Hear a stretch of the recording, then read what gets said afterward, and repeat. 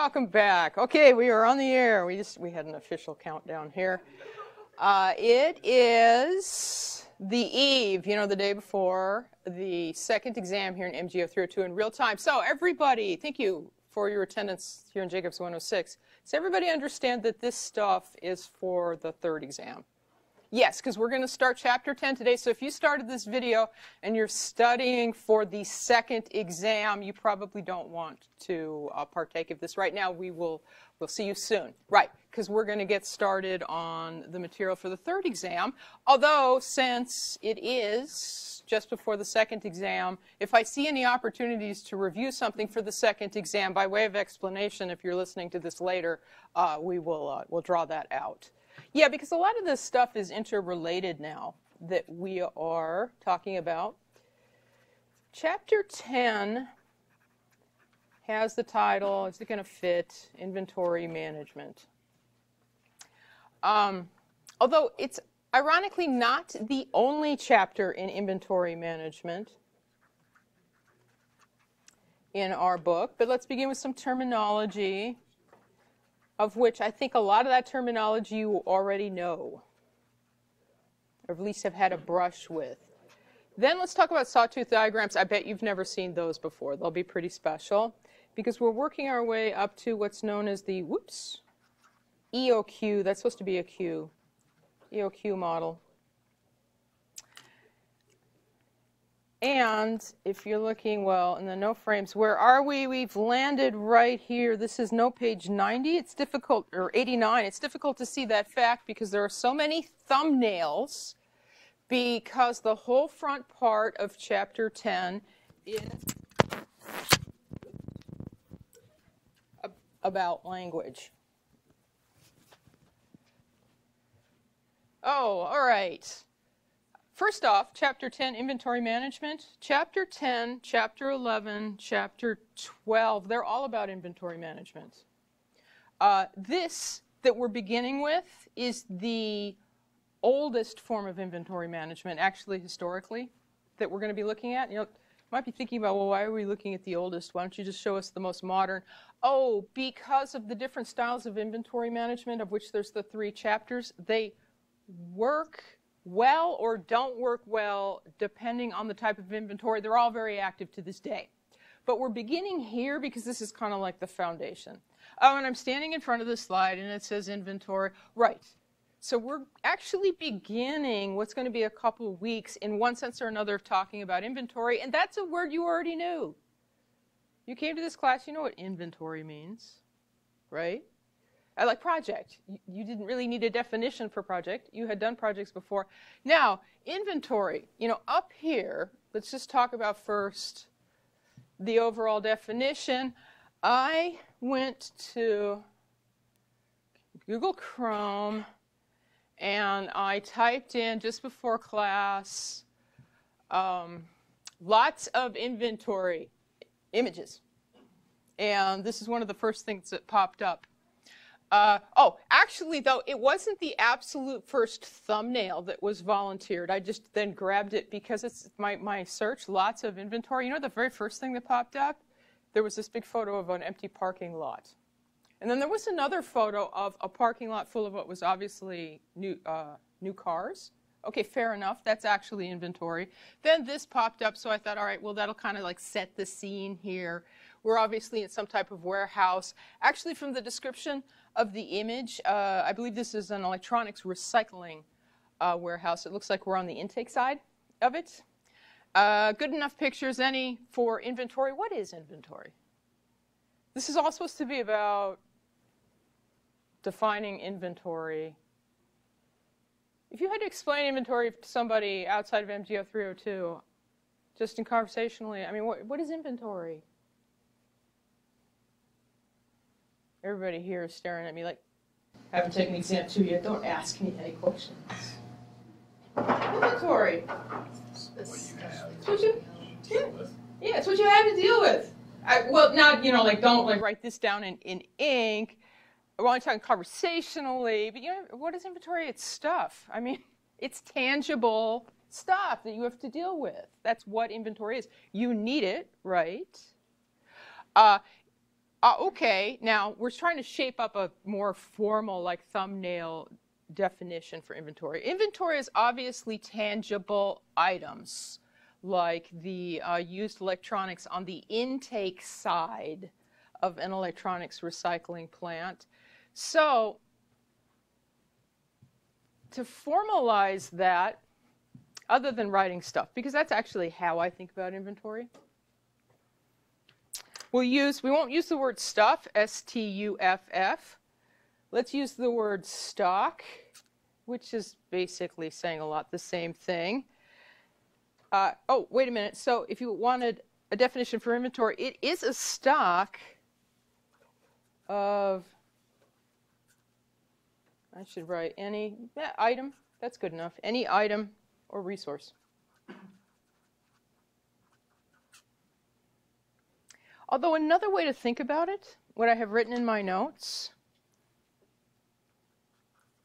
is idle from the first day of class. You remember goods versus services? Idle goods waiting for use.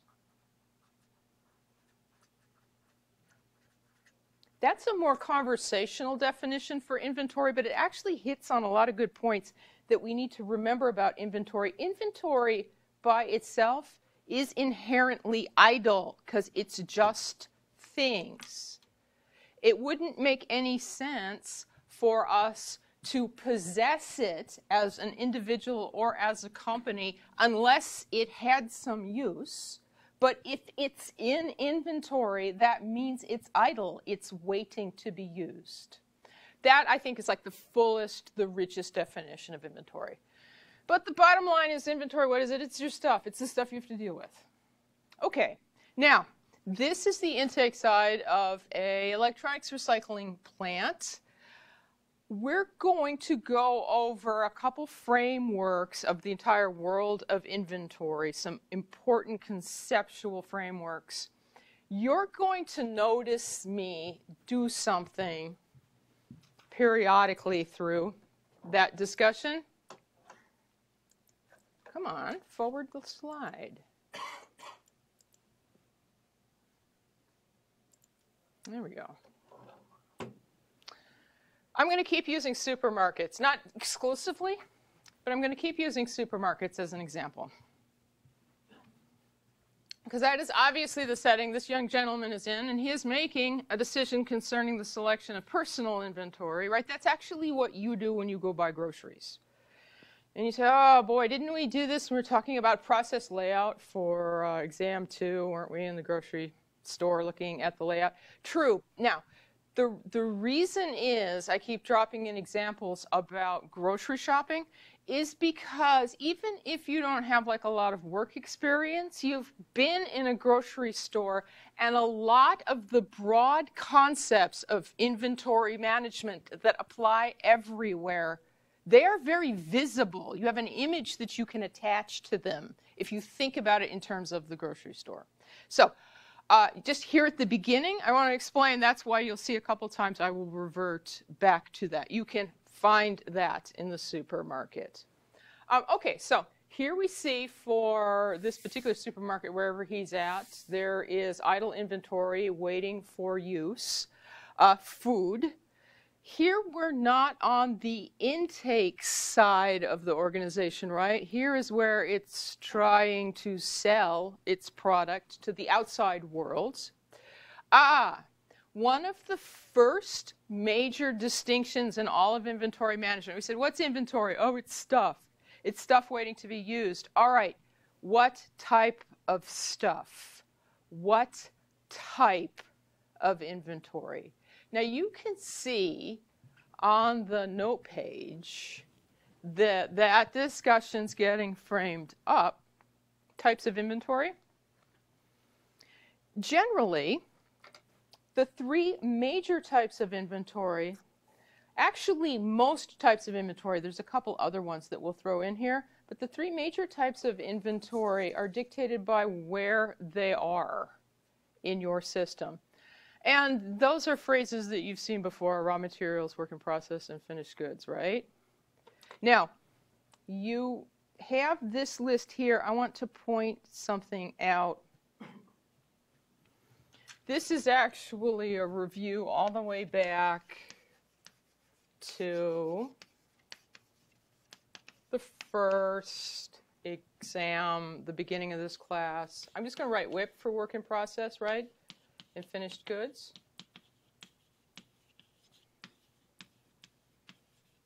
Oh, but they lack definitions. You want a good way to get their definitions to stay in your mind? Go back to the first week of class. Do you guys remember inputs? Transformation. The 3 boxes and the 2 arrows. Of which transformation is too long a word and it never fit in the box. And outputs. There's your definition for the 3 types of inventory. And this is a fail-safe definition, or a way to remember the 3 major types of inventory, because we were just looking at, remember the picture that I had grabbed from Google Images, that big warehouse, right? I said that's the intake side that you see at boxes and boxes of people's old electronics that have been turned in for recycling. To that company that I borrowed their photo for our class, the electronics recycler, was all that stuff that we were looking at in that photo raw materials, work in process, or finished goods? Anybody care to hazard a guess? Technically finished goods, but for them it would be raw materials. So you said technically finished goods, but for them it would be raw materials? Yes, raw materials. Used to be finished goods for somebody else, which is why, because it was a recycling plant, right, it's a little fuzzy. But actually what you just drew out is this is pretty simple, but the one thing that we have to remember that complicates it really fast in real life is that what kind of inventory something is, like a used phone, depends on who's talking. It depends on viewpoint. It's like that business from chapter 9 of upstream and downstream, right? It depends who is doing the talking, who else in the supply chain is upstream versus downstream. It's all based on perspective. So certainly to like Nokia, right, some of that stuff in there was finished goods. But actually, as we were looking at, if you're talking about that company, all of those electronics were raw materials. Because what's the test of raw materials? Raw materials is stuff that you've brought into your system. You're going to do something with it, but you haven't done anything yet. And that was the staging area for the plant. Okay, so right, it doesn't necessarily have to be raw. You know, raw materials, we tend to think of things like paint and lumber and stuff like that. Raw material only means it's something that's valuable. It's stuff that you've acquired, but you haven't done anything to it yet. Finished goods is something that you're trying to provide the outside world. It's at the other side of your organization. Usually readily recognizable, but we have to be careful about necessarily declaring something finished goods. We have to look at who it is that's doing the talking. Work in process is anything in between. So you brought it in and you did something. Perhaps you started breaking it down, but you're not done. And the work in process is still laying around. Okay, so for any one object, we say, well, okay, who's doing the talking? It's going to be in one of these 3 categories. Now, to give you another example, it's not the supermarket, but it's actually local to Western New York, and how this can actually go wrong in real life, and why there's 3 different chapters on inventory management. All these things tie together, actually, right in here. I brought another example. The other example is from Western New York. You know, you guys in Singapore, we'll work in some Singapore examples later. I know you've got the financial district, you've got the deep water port and all those logistics and a lot of high-tech companies. You know, an interesting thing about Western New York, here where this campus actually is that we have quite a few fabricators in our area. These are companies that make parts and pieces for other companies. This is, I just looked up on a directory, this is like El Rey Industries is on Walden. That's just like one example of this type of business. And, okay, good review for the second exam. These types of companies, fabricators, typically, like if you were to go to this directory, they will be advertising. Notice what they advertise here. It's all processes: blanking, roll forming, stamping, welding. So they tend to be, then, if you looked internally, arranged in a process layout, because you can commission something from them that uses some combination of this, and your order is allowed to track through the shop according to what it needs. Yes. All right. Now, this particular company can do a lot of things. Roll forming is one of their specialties. Roll forming is where you take a piece of flat metal and you bend it in two different directions simultaneously. Okay? That's a bit tricky. When would you ever need that? Well, for instance, a typical customer of a company like El-Ray that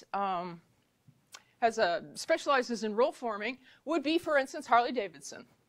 So I got this off of Google Images too. I just said images, Harley-Davidson motorcycles. Where you can see that the fenders on Harley-Davidson motorcycles are actually pieces of steel that have been cut to a certain size, and they have been bent both in the curve of the wheel and bent in the curve of the tire simultaneously. Oh, right. So El-Ray's worked for them before. That's typical of like the type of part a fabricator would make, right, for now Harley-Davidson is a manufacturer. You say, well, yeah, all right, so what's this got to do with raw materials, work in process, and finished goods? All right. Let's look right here at the fender. Let's say that El-Ray Industries gets an order for Harley-Davidson fenders. So they've got to pull the steel, they've got to cut the blanks, and they've got to do the roll forming, and then there's some treatment. And they have pallets and pallets and pallets of fenders. To El-Ray Industries, like here in Western New York, those fenders are raw material, work in process, or finished goods. Just that test. To El-Ray. Finished goods, right? Because they made it for a client, and out the door it goes. And that's the whole point of the shop, right? They're finished goods. To Harley-Davidson motorcycles, the exact same objects stacked by the hundreds on pallets. Raw material, work in process, or finished goods. To Harley-Davidson. Raw materials. Even though they're not raw, but then it gets back to that. That's what they bring in to then build the motorcycle, right? So when it arrives and they haven't touched it yet, it's sitting in the warehouse, it's raw materials. You say, okay, fine. So there's one object that like I can point to here that actually lands. One company thinks it's finished goods. One company thinks of it as raw materials. Why is this important? Because it explains a lot of the conflicts that you may run across if you ever get involved in supply chain management. There are 3 different chapters on inventory management in our book. These different styles of inventory management, some of them are better suited for raw materials. Some of them are better suited for finished goods. Oh, wait a minute. If you don't agree between 2 organizations about what it is, you're not going to necessarily agree how to manage the inventory. So just for our purposes right now, we're just talking about this conceptually. Okay, there's these categories, and you have to be careful who's talking. Watch out for this, actually, in the outside world. Conflicts over how to manage them based on 2 different perspectives of what they are and what role that they serve. You say, well, okay. Now, that was the types of inventory. There's another section in the note frame, right? And it said, all right, if you're just talking about, generally speaking, stuff, and what do you need to be careful about with stuff, why would you ever have stuff in the first place? And this is actually going to draw out a few other more exotic types of inventory. Purposes of inventory. Why do we keep it? And then there are these 3 phrases here. Yes, sort of 3 basic reasons why we might have stuff. Smoothing production. That's going to make a little bit more sense when we talk about aggregate planning in Chapter 11.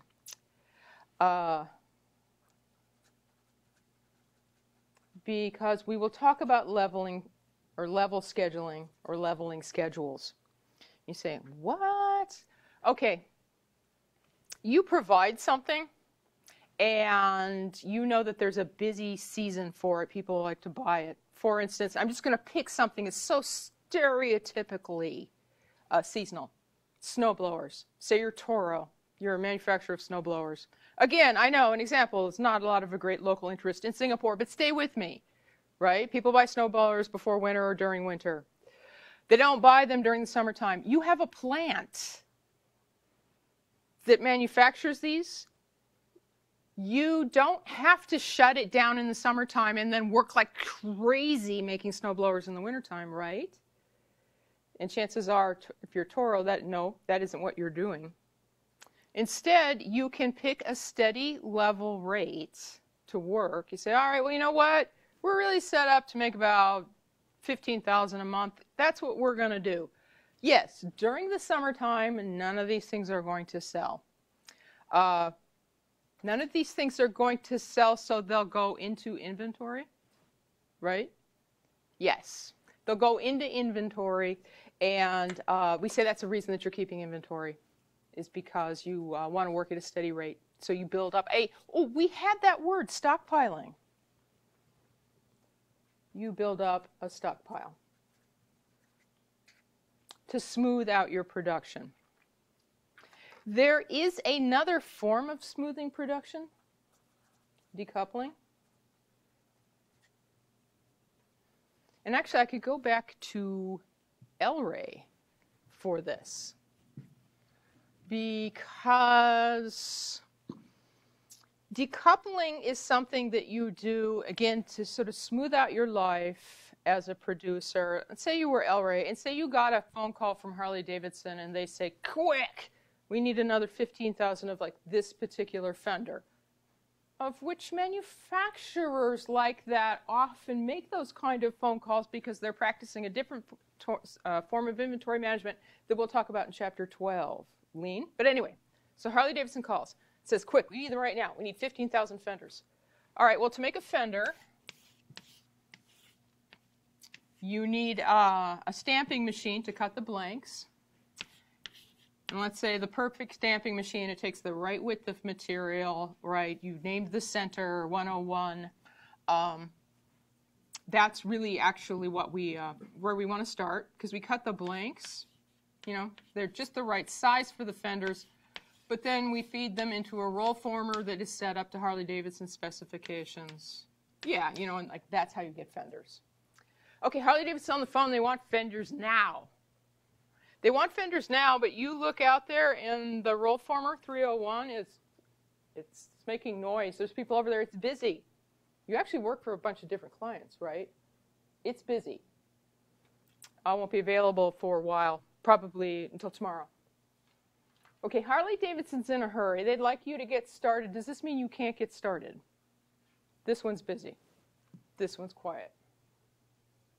You know, logically, you'd go ahead and get started cutting the blanks, right? And then when this frees up, feed the blanks into the roll former. That's decoupling. Because what you're doing can actually exist in inventory, that's work in process, just the blanks.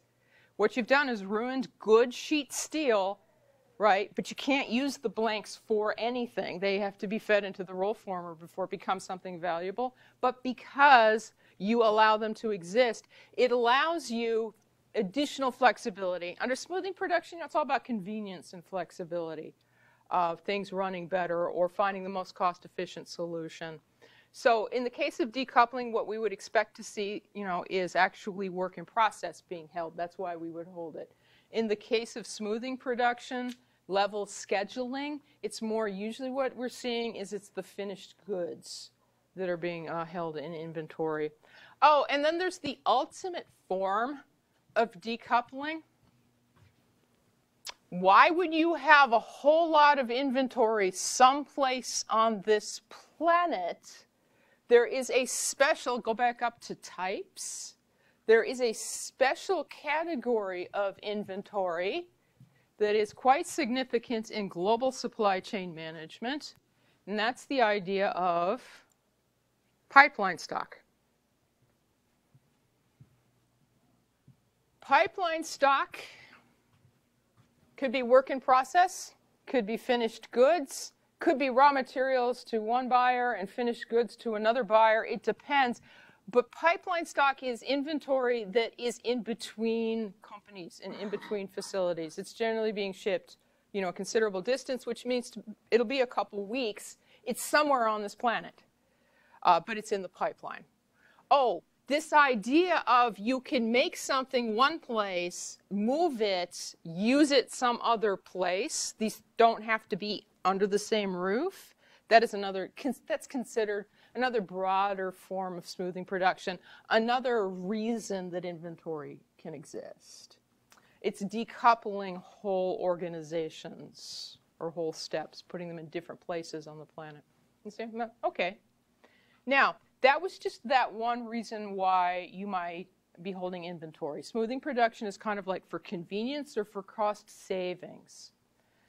The second reason that you might be holding inventory actually kind of relates to the supermarket.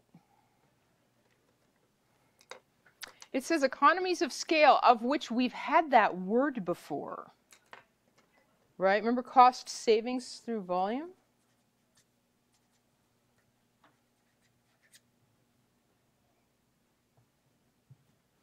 You might be holding a lot of inventory because you saved money.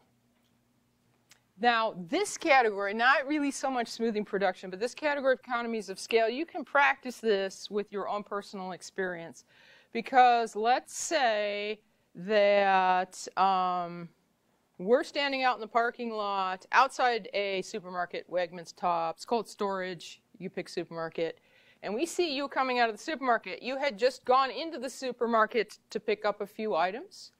But we see you coming out of the supermarket with a rolling cart because you have also picked up 2 suitcases, you know, 24 cans a piece, 2 boxes, 24 cans a piece of your favorite beverage. Which, since you live alone, that's kind of a lot of that for you. You're going to have at least some of that in your personal inventory for a while before you work through all 48 cans. But there's a very rational backstory for why you might have done that, even though that wasn't on the list. Why would you have done that? What must have been going on inside the supermarket? It was on sale? It was on sale. It was on sale, so you made a decision to invest in some inventory, right? Because you could save money if you bought it right then. That is economies of scale. That is the reason that you'll then be holding a substantial stock of that particular beverage for at least a little while till you work through that stock, because you saved money in the purchase. Okay, this business here about economies of scale, the cost savings tends to come from 2 directions. One is literal discounts. You might buy up a whole lot of some material that your company needs because right now the price is really good. We'll get a discount. The other one refers to something that is farther down on the page. Right here it says ordering and setup costs. But what I'm going to say is fixed costs. There's some sort of fixed cost associated with getting inventory, and so you want to get a lot of it because you really don't like that. And you're like, I can't picture that. What are you talking about? A fixed cost is like a fee. And the supermarket doesn't really work, but actually there is another personal experience thing that works. The automated teller machine, the cash point machine. You need some cash. And so you go up to the machine and you're not in your usual service area and you put in your information and it says, no problem, that will be $3.95. You know, there's a fee for you, for your account at this particular machine. Okay, well, if you want the money, you have to pay the fee. Now notice that the fee is still $3.95, which is outrageous, and that's what they charge at the airport. Whether you take out $20, the cash is, in this case, the inventory, or whether you take out $200, or whether you take out $280, it's the same fee. Therefore, there is the motivation to not take out just 20 bucks if you're going to pay $3.95. So there's a motivation to have, well, you know, I really only needed $20. That's really all I wanted to be carrying around. And I'll go ahead and get $120 because of the stupid fee. Now, the numerical model for managing inventory that we're going to talk about next when we get done with all this conceptual stuff is actually based on the idea of addressing those fixed costs. You'll notice that. Fixed costs in real life, where do they come from? Actually, we'll talk a little bit more about that when we get down to why do we care. But before we finish this mid-section here, I think I had an image of, oh, yes, right here, there's another special category of inventory. I have to switch back to the slide. The idea of cycle stock. Whether it was you buying beverages, investing in them at the grocery store because that particular beverage is on sale, or whether it is a company taking in a large shipment of something, because in the case of lumber, I don't think that this particular home improvement warehouse was getting any discount. The reason they have a substantial inventory of lumber is because lumber is extremely inconvenient to handle. It's big and bulky. And so the store is not going to order it stick by stick. And that's an example of kind of the fixed cost effect, that whether it was one stick or whether it was an entire pallet, it's still going to have to put it up here on the rack. And so they will order a certain amount simply because of that. If you have ordered inventory and you now have it, in essence, because it's saving you money, it wouldn't make sense to get a small amount, then we call that cycle stock. As it's sitting around, then that's cycle stock. You're just going to have to, kind of the idea is cycle through it now, because you've gone and bought it. Now, the third category, why might you be holding inventory? Protection against uncertainty. We have a name for that also. If you're holding inventory because there's something you're not sure about, and it would have to do with the need for the inventory, right? I'm not really sure. That inventory is called safety stock. You say, okay, something I wouldn't really be sure about. There's actually inventory held to protect against uncertain. Aha! Uncertainty comes from two different directions, supply or demand.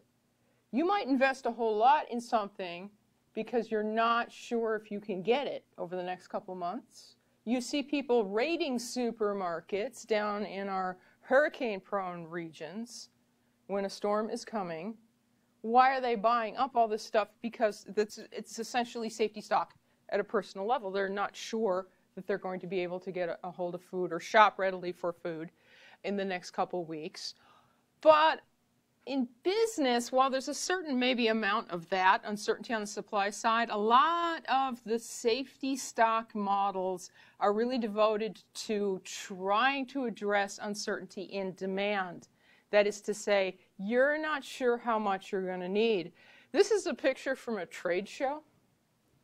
And trade show vendors have an interesting problem when it comes to safety stock, because they have to take a guess. It's also known as single period planning because it's a trade show. They go into a certain city, they pay a big fee in order to be part of the show. They have to make a decision how much inventory to actually bring with them. And it's kind of hard to gauge what the demand will be for at the show. And if you run out, too bad, you could have sold more, but you didn't bring it. So there'll be the tendency to, okay, we think it's this, and maybe bring a little bit more just in case the show's really hot and people are buying. Okay, the little bit more is the safety stock. We will look at actual models about determining a logical or irrational amount of safety stock, but if you're holding any amount of a little bit extra, like just in case, that little bit extra is the safety stock. That's the reason that you're keeping some stuff around. So that is the types of inventory and why it's there, why we keep it. kind of those those things really can't be separated, the types and why would you have stuff. The bottom of the page doesn't say something about why do you care, right? Why are we even talking about this? Why is this a thing? Oh, because this all costs money. Even at a personal level at supermarket. It costs us money. There are 3 basic overall categories of costs in inventory. You see holding stock out and ordering setup. One thing to remember here is none of this is the actual purchase price. Because we're talking about, buying up inventory. We're not talking about the actual purchase price. We're talking about the costs that are inflicted on you because now you have it. Now, I want to point something out. Variable. Variable.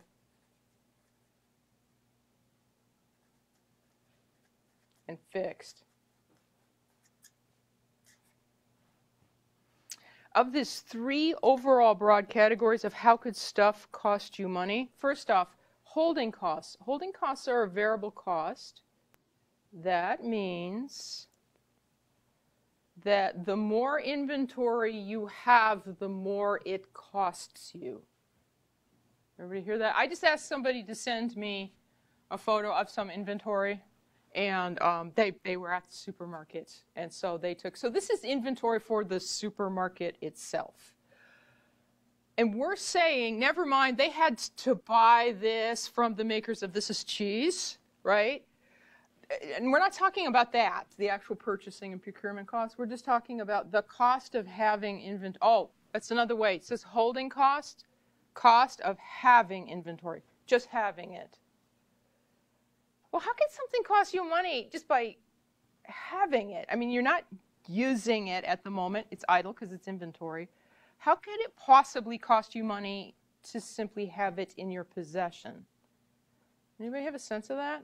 Like with this cheese, how could that be costing the supermarket any money, even as we look at it? You have to keep it cold. Yes, first off, inventory holding costs, there may be direct costs, and that's what we would call a direct cost. This stuff has to be kept refrigerated. That is money at the end of the month. The more, we're testing, the more cheese you have, the more utility bill you're going to run up. Yes. And then we could also argue that the more cheese you invest in, the more shelving you're going to need. That would be like another direct cost. If this were something that was really, really expensive, it's not. Cheese is not. But say these were packets of diamonds at a jeweler. The more inventory you have, the more insurance. It's another direct cost that you're going to need. It's all the cost of having something. True. That is generally, though, with the exception of maybe, no, for most companies, that is only a portion of their overall holding costs, the direct costs, the actual cost of keeping it. I've seen various estimates, but it's always over half, like from 60 to 80% of most companies. If they have stuff, right, the majority of their cost is capital costs. You're like, what? Okay, this is cheese. It used to be cash because the supermarket bought this from the manufacturers. So they took their cash and they converted it to cheese. Now, wait, they're going to sell the cheese for a lot more than they paid, right? This is all going to be happy in the end. But right now, it's cheese. It used to be cash. If it were cash, it could have been in the bank or it could have been invested in something else. It's an opportunity cost. Oh, wait a minute. If you have cash, that's how you buy your inventory with cash, then your holding costs are opportunity costs. The longer you've got this stuff and you haven't sold it yet, that cash could have been doing something else. You could have earned that other money. And here's the idea with inventory management. That's a very real cost to you. Now, small firms generally don't have the cash for inventory to pay in cash. Oh, their holding costs are even higher. Because let's say we didn't have the cash for this shipment of fresh cheese. That means we must have bought it on credit, right? Like maybe we put it on the corporate Amex card, which means the longer that it just sits there, we're getting the credit card bill every month, we're paying interest on that. This is costing you that. Until you get it sold, right, it's costing you that. So that's a holding cost. Better get it sold. There's another form of holding cost that is really tricky. Because the one thing about the idea of holding cost as capital cost is at least it's kind of vaguely linear. Going back to the things that we liked about those simple techniques in Chapter 8, location planning. We kept saying, oh, if it's linear, it's, vaguely linear capital costs. If you have twice as much, you'll probably be paying twice as much. There is one non-linear element in holding costs that caught a lot of U.S. firms by surprise, including Harley-Davidson some years ago, which is why they do tend to call up at the last moment and want a lot of fenders. So, all right, what other possible costs? How could it cost me to have spent a bunch of money on cheese? Actually, the cheese helps. Here, the fact that they just sent me a picture of cheese, it helps. Because how could I wind up regretting having bought a whole ton of cheese? It's like recalled or goes bad. If it's recalled or spoiled, goes bad, it expires. Right. Oh, I bought too much. It didn't sell in time, right? It's the cost of obsolescence. Ugh. That's the generic term. It doesn't have to be cheese. With inventory, one of the elements of this thing called holding costs. What does it cost you just to have something? Beware the cost of obsolescence. If you invest in a lot of something, you have a higher risk of obsolescence. You may not get it used or sold in time to actually redeem the money. And we consider that part of that was a life choice. You decided to invest in a lot of it. It's part of the holding cost. It's not neatly linear. It generally catches up with you when you invest in a whole lot of something. Okay. Now, one thing about obsolescence, before we move off of that thought, is that it's easy to remember the cost of obsolescence if you think of a lot of cheese, if you think of things that spoil. Now, wait a minute. I said Harley-Davidson ran into that trouble. How on earth could metal fenders spoil? I mean, they can't literally spoil. A lot of items can spoil. They can become obsolete, and they didn't physically change. Fenders are a good example. Yeah. Maybe they got new models in their style. They got new models, and it's not just like Harley-Davidson. It's not just motorcycles, right? All manner of consumer goods, right? The manufacturer tends to update them. So what happens is that certain parts are no longer part of that's a form of spoilage, right? Now we can't use those anymore. We changed the fenders on the the 2019, 2020 model. Okay, then so things can spoil without literally rotting. That's also like a cost of having them. Now, all of this was all the cost of having. It says there's stockout costs. That's the cousin of holding costs. That's the opposite. That's the cost, any cost of not having inventory. It is also linear. Because if you decide that you're not going to keep very much of something, you're more likely to actually run out of that. If you keep a lot of something, right, you're safer. You don't necessarily stock out. We're talking about, why would you care? Well, we're talking about the cost of not having inventory. Oops, needed it, it's not there. Now, in the case of the supermarket, we say, well, what's the cost if you were looking for that exactly? right? What is the cost to them? They didn't have it. Lost sales.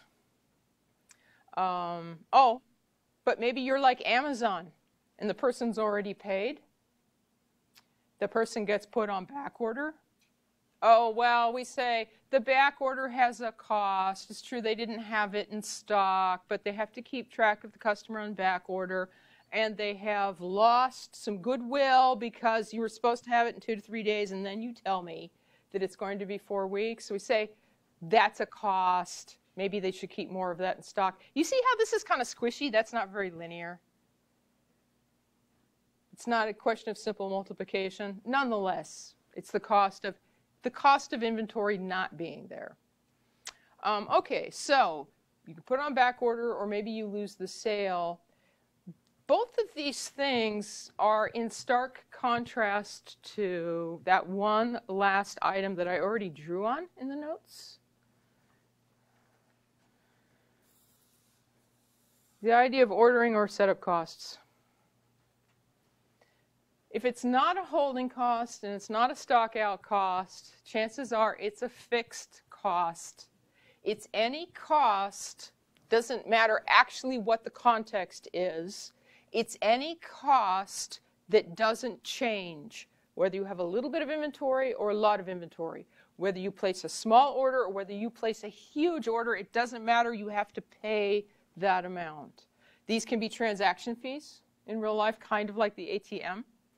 These can be in production environment setup costs. Right, we're going to set up Royal Farmer 303 to make fenders. It doesn't matter whether we make 3 or 15,000. Right? It takes the same amount of time to set up that work area. It takes the same amount of machinists to get it ready. So we're probably not going to make 3. We're probably going to make more than that to achieve economies of scale. Nonetheless, right now, if we're talking about why do we care, why would you have a lot of something, right? That category right there is the category of everything that's fixed. It doesn't matter whether it's a little or a lot. So before we move off of this page that's essentially all of the important conceptual elements in inventory management and start moving into some things that are more specific, anybody have any questions? Okay, well then let's talk about inventory management. Inventory management is actually, in a certain sense, quite simple. You have created an inventory policy for, inventory management policy if you have answered these 2 questions. All of inventory management can be boiled down to, in a certain sense anyway, developing a smart answer to those 2 questions. How much should I order and when? When should I order it? Now, having said that, even among the old foundational models, there's essentially 2 different styles of inventory management. That's what this is evoking here. You might set up, to manage your stuff, a fixed order quantity system or a fixed order interval system. Okay, what's that mean and how do I tell them apart? It's just 2 contrasting sets of answers to how much and when. I think you can kind of get that here. Fixed order quantity means that how much I order is a fixed amount. It's a certain, and I'm going to work in advance as an analyst very hard in trying to figure out what would be a good amount. But once that's set, it's the policy. For instance, every time we need copy paper, we always get another case. Now, well, when do we order copy paper? I don't know, whenever we need copy paper, right? Whenever we need copy paper, well, that could vary. Would vary with what? Mm-hmm. Yeah, how much of it is and how fast, I don't know. This week, how much have you been using? Right? Yeah, oh, actually, let me just jot that and switch to a prettier picture. The way to say that just generically is that it varies with demand. Yeah, because that grid, in the notes, it's the same thing as figure 10.2. These are two different styles or systems for managing inventory. One, you pick some smart amount. We just always get another box. When do you get another box? Well, it depends on how fast you've been using it. If this was a busy week and we're running really low, oh, well, why don't you go into the copy room and see how much paper we have? Oh, we're kind of low. We're down to our last, ream. That's a set of 500 sheets. Oh, better order some more. That's known as a reorder point. We're going to talk about reorder points. This idea of, well, we're down to our last ream. That's place another order. Next week, all the exams are over with. People aren't making copies like crazy. We may not hardly use any. 2 or 3 weeks may go by, and we won't order again because we're not using it as fast. That's what I mean by varies. This is a fixed order interval policy. This is a way to do the same thing, to manage the acquisition of inventory. It's just that you take the opposite tact. You fix when you order. Like we always order at the first of the month. I'm just picking something. Okay. You always order at the first of the month. How much do you order? You let that part vary. Because you would go in and look and see how much stuff you have, right? Go in the copy room. It's the first of the month. We still got the better part of a case in there. Okay, you know what? Let's not order. Or let's only order a ream or something. These at the bottom here are often called, very loosely speaking, people refer to them as order up to systems. Because you go in at regular order up to. You go in at regular intervals and you basically top up the tank. Think of it like a gasoline tank. However much we buy is however much we need to top the tank back up again. Now, having said that, one of the reasons why we're breaking that particular figure out is to clarify that these two things are actually highly related. This is essentially just some different formulas than this. In our class, since we're an introduction to inventory management, we are at this point going to concentrate on fixed order quantity systems. You can look up the formulas for fixed order interval systems, right? It's just the mirror image of what we're doing. But in this class, we won't look at both. We'll zoom in here. You know? Okay. Now, let's say that we want to set up a fixed order quantity system. Fine. Well, we need a scenario. How about a scenario? I just turned to the next page. There's some graph paper. How about a scenario in which we need, like what do we need? We need 8,000 of some thing, some unit of inventory annually. Oh, some unit of inventory. Ooh, here we go. SKU. Does this look familiar to anybody? SKU. Ever had a job where I talked about, sometimes pronounced as a word, SKU, stock keeping unit. It's just a very common bit of lingo. It refers to some certain thing. And what I'm saying is I'm just going to set up the simplest of scenarios so that we can create a fixed order quantity policy. And I'm saying there's this thing. You can picture anything you want. Yeah? On like the little stickers for like produce and stuff. Yeah, exactly. Yeah, that's exactly what that's referring to. The little like stickers on produce often have a barcode also, and it'll say on there sometimes SKU, and then it'll have a bunch of numbers. That is exactly what that is. Because actually, going back to my favorite example, supermarkets. Supermarkets generally have over 10,000 SKUs, meaning if you looked in the supermarket, all the different individual things that they can sell you, including the same thing in different sizes, would be different SKUs or SKUs. Right, and they've got a number and numbering system for all of them. So what I'm saying is, just to demonstrate the idea of a fixed order quantity system, is we're just picking one thing out of that dazzling diversity. Just one. And I'm saying, oh, by the way, you need 8,000 over the course of a year. That's actually what this capital D is.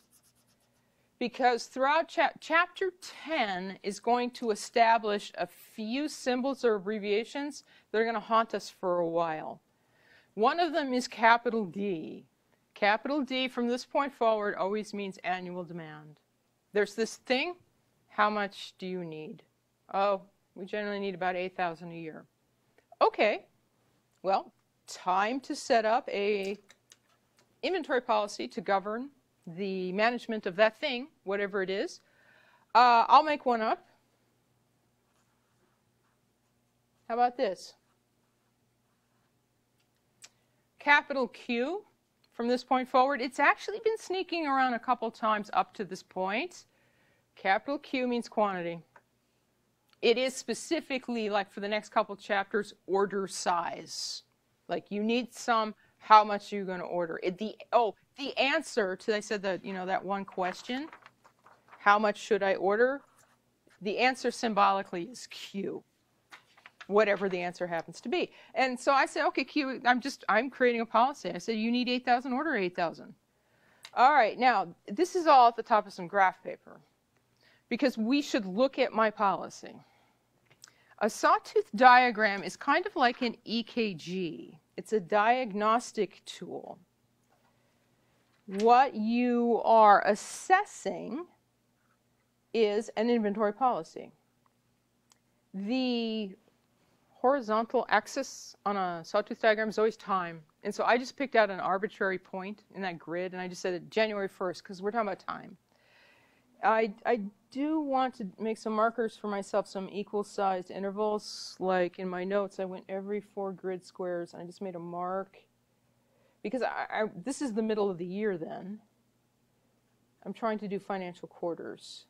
Because I'm trying to figure out where exactly then December 31st, the end of the year, would be to scale. Okay. And then, just as long as we're setting up the graph, why don't we let every grid square be 500? I'm not going to label every grid square. I'm going to go every other one, so that I am counting up in intervals of 1,000. 5,000, whoops, there's 6,000. 7,000. 8,000. We don't really need to go any higher than 8,000 for this. All right. What is a sawtooth diagram? Actually, that says it right there. You illustrate inventory levels over time. That's why we marked this up, because I want to illustrate my suggestion of let's just order 8,000. Here's the theory. We begin at some point in time, and I'm just going to conveniently begin at the beginning of the year. We don't have any, so we get 8,000. That means in that moment that that order arrives, our stock shoots up to 8,000.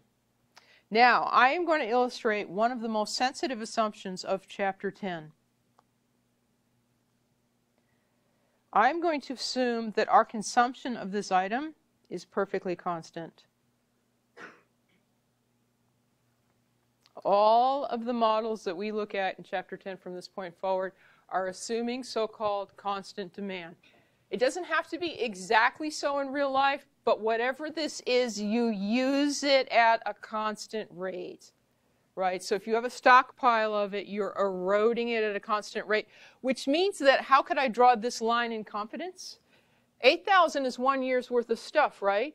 That means that it will last all the way to the very end of the year. These are the inventory levels over the course of, you pick any other day out of the calendar, find it on the number line, trace it up. That's how much inventory you have. You say, well, okay. How is the sawtooth diagram helping me? Because as a tool, the area of the diagram has a lot of meaning. That's your inventory burden. Now, to convince you of that, let's just pick another number. Remember, we're trying to do an inventory policy. Pick another number for Q. My first pick was 8,000. That's what we drew. In my notes, my second one was 2,000. I just picked another number. Okay, you need 8,000 over the course of a year. What does it look like if you're using that policy and, in fact, you're ordering 2,000 at a time. That means you're back here at the beginning of the year and an order arrives, but your stock's only going to shoot up to 2,000. That's you receiving the order. You will then start using it. It will erode down to nothing, of which, you're alert, and just as you run out, you get in another order. See why these are called sawtooth diagrams? And then you'll use up that order. That should last you to about the middle of the summer. You get in another order. And then, oh, yeah, this is Q equals 2,000. If I order these 2,000 at a time, that means I'll have 4 orders over the course of the year, right? And there they are.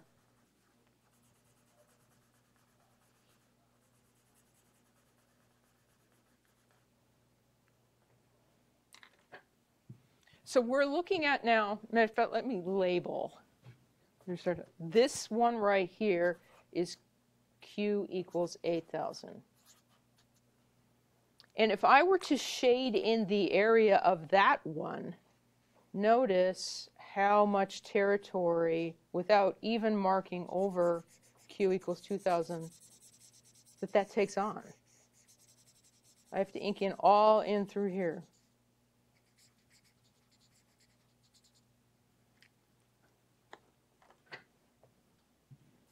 So now we have a visualization of, oh, right, here at the beginning when we're just talking conceptually about inventory, there's another very important set of relationships to get used to. It's the idea of inventory dynamics. The area of the teeth of any sawtooth diagram, doesn't matter if it's this one or not, is a visualization of the inventory burden, how much stuff, generally speaking, you do have sitting around. If you order 8,000 a year's worth, you're going to have a lot of stuff sitting around most of the time, right? It takes you an entire year to work through that order. If you order 2,000 at a time, considerably less ink there, considerably lower inventory burden, right? The basic inventory dynamic doesn't have to be this example, this problem.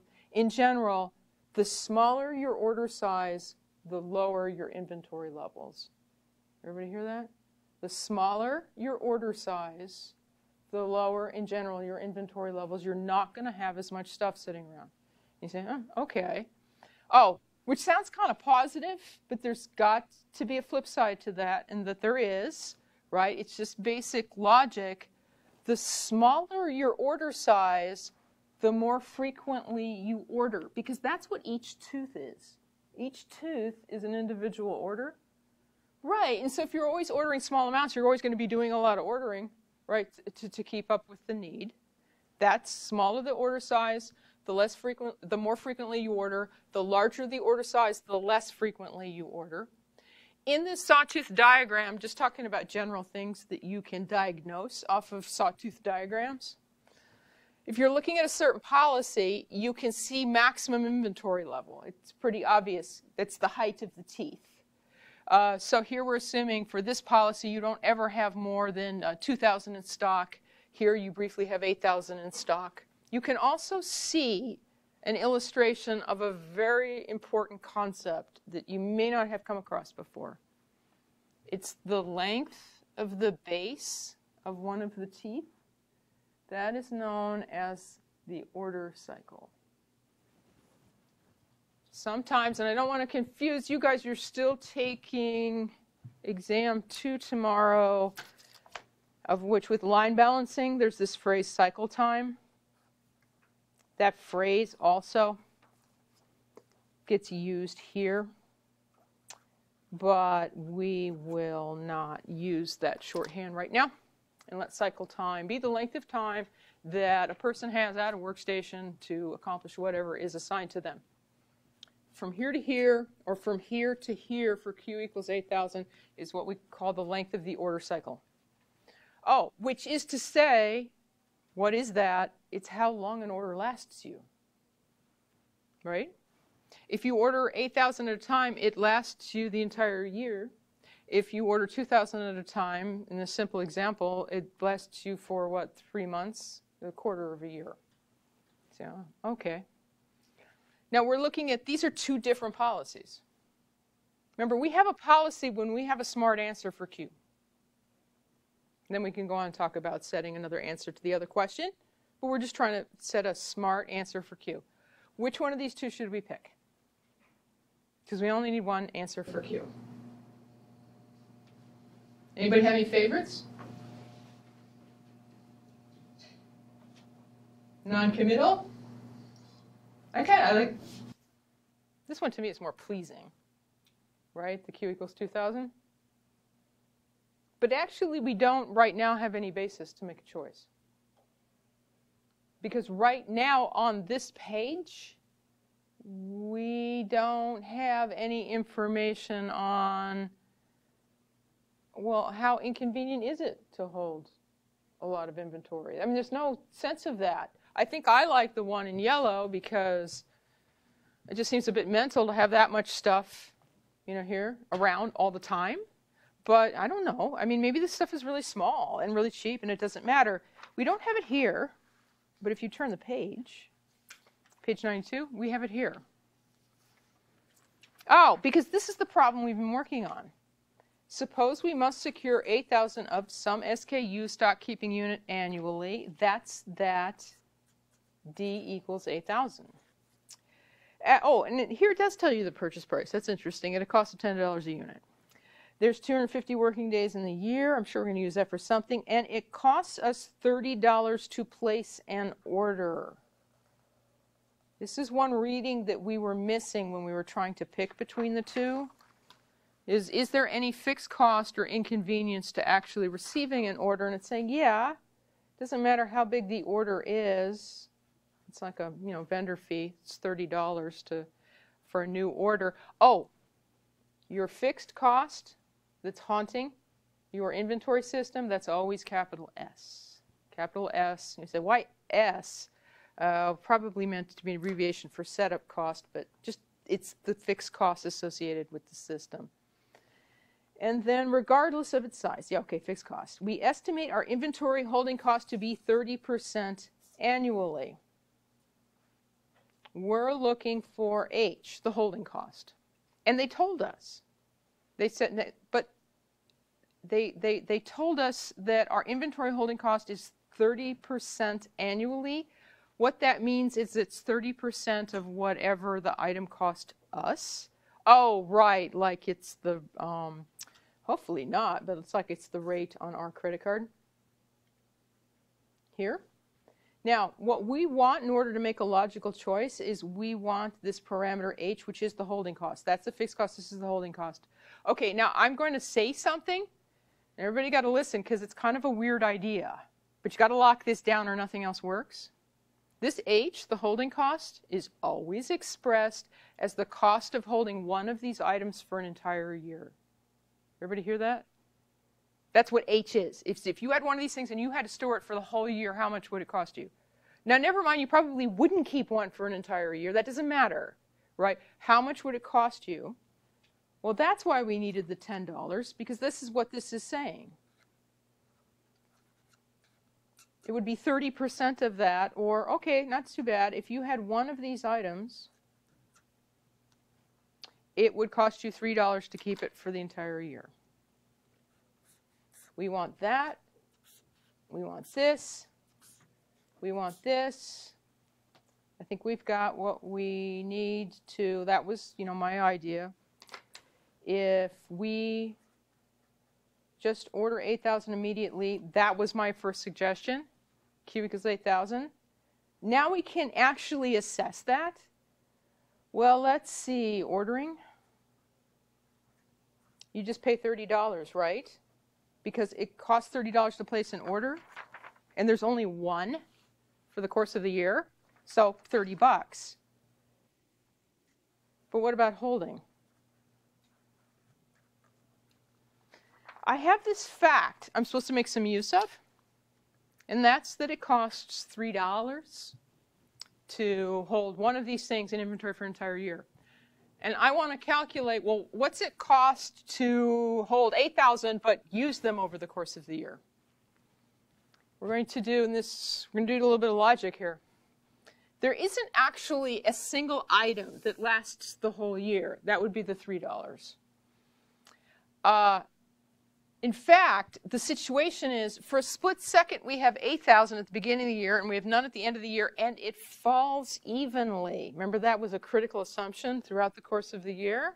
So that we feel very comfortable in saying, because of the geometry of the sawtooth diagram, that, oh, well, having 8,000 at the beginning of the year and nothing at the end of the year, and it falls perfectly evenly, is the equivalent of having an average. What would your average inventory be? It was up here, it was down here, and it's perfectly even.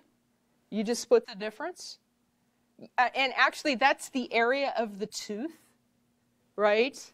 The area of the tooth is just split the difference between those two. Oh, which means that it's the equivalent of having 4,000 sitting around during the course of the year. That's your average inventory, literally. So I'm going to charge us for that. I'm going to say 4,000. That is the 8,000 divided by 2, or basically 8,000 and 0 averaged together, right? And I say, well, at $3 a piece, I have a reading on how good my particular policy is. What's that work out to be in terms of arithmetic? $12,030.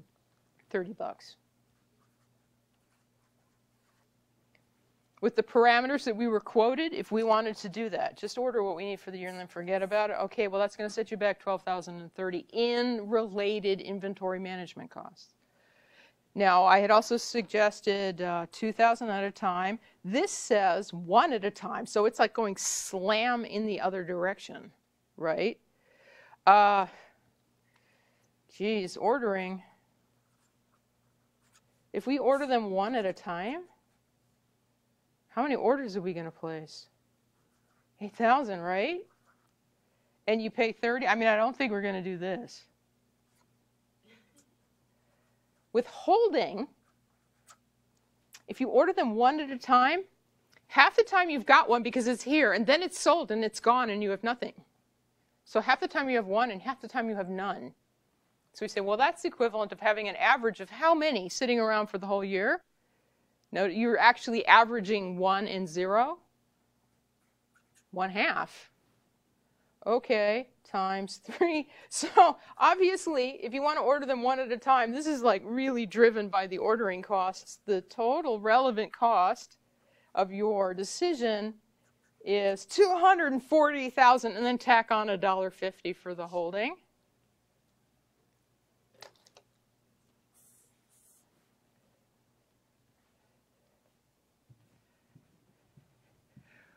Well, right away, I think we would prefer 8,000 to 1 at a time, right? The models that we look at, this is their perspective, is just trying to find the smallest combined number. Okay, well, we looked at 2 policies here. We actually illustrated 2,000 on the, it'd be very hard to draw the Q equals 1 on the sawtooth diagram. That does land. It turns out that that one is actually less expensive than the 8,000, but how expensive? We are lacking right here something that we can use for any order size. And we actually reasoned it out between the 2 extremes, the 8,000 and the 1. Do you notice the pattern, what we're doing? I'll just jot it down because we're at the bottom of a page. I like finishing pages. The total relevant cost, you notice what we're doing? We're taking the annual cost and we're dividing it by the order size that we're testing. 8,000 divided by 8,000 is 1. 8,000 divided by 1 is 8,000. And that's what we're multiplying by the fixed cost. Then we're taking the order size that we're testing and we're splitting it, and that's what we're multiplying by the holding cost. So that means that this is the ordering cost. That's the holding cost. And then inside of that, this in particular is the average inventory.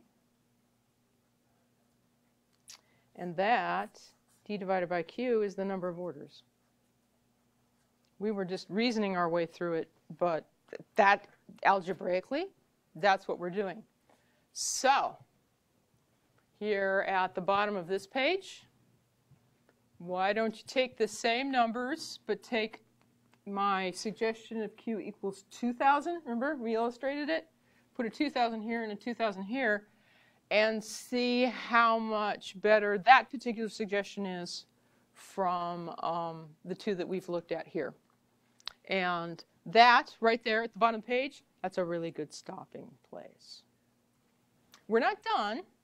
We may or may not have found a policy, but at least now we have the means of doing so. Okay? Well, thank you guys, and I want to thank everybody who's actually here in Jacobs. On the day before the second exam, yes, this is the stuff for the third exam.